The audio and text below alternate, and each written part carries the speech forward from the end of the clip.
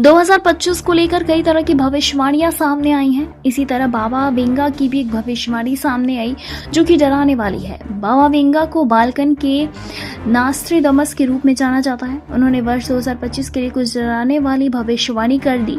उनका दावा है कि यूरोप में एक विनाशकारी युद्ध छिड़ेगा जो महाद्वीप की बड़ी आबादी को खत्म कर देगा और इसी के साथ मानवता के अस्तित्व पर गंभीर संकट पैदा करेगा। बाबा वेंगा की कई भविष्यवाणी अतीत में सटीक हुई है। उनकी भविष्यवाणी के अनुसार 2025 में यूरोप में एक बड़ा युद्ध छिड़ेगा। यह संघर्ष इतना विनाशकारी होगा कि इसे मानवता के विनाश की शुरुआत के रूप में देखा जा सकता है।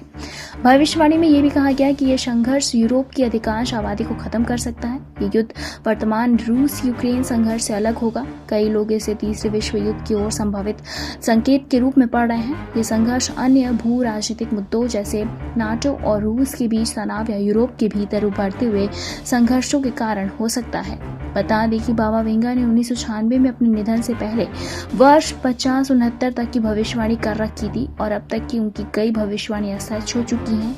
जैसे कि 11 में से 9 हमला उन्होंने अमेरिका पर 2 स्टील पक्षियों के हमले का उल्लेख किया था। राजकुमारी डायना की मृत्यु होने का भी कहा था कि एक राजकुमारी होगी जो पूरी दुनिया को प्रिय होगी, असमय निधन का शिकार होगी। और ब्रेकिस बाबा वेंगा ने यूरोप संघ के विभाजन की बात कही थी। बाबा वेंगा और नास्ट्रेडमस दोनों भविष्यवक्ताओं ने मानवता के एलियन जीवन के साथ संपर्क की संभावना जताई है। बाबा की भविष्यवाणी में कहा गया है कि 2025 में टेलीपैथी और सामूहिक चेतना में वृद्धि होगी जो कि एलियन संपर्क का आधार बनेगी।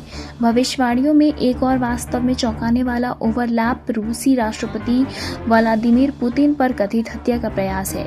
बाबा वेंगा ने 12 साल की उम्र से धीरे धीरे अपनी दृष्टि खो दी थी। कुछ लोग कहते हैं कि एक बुरे तूफान के कारण उनकी दृष्टि चली गई थी और इसी के साथ ही अन्य मानते हैं कि बिजली गिरने के कारण ये हुआ था। फिलहाल बाबा वेंगा ने अतीत में 11 में से 9 के आतंकवादी हमलों, राजकुमारी डायना की मृत्यु, चेरोनोबिल आपदा और यहाँ तक कि ब्रेकिस जैसे वैश्विक प्रभाव के प्रमुख घटनाओं की भविष्यवाणी की थी।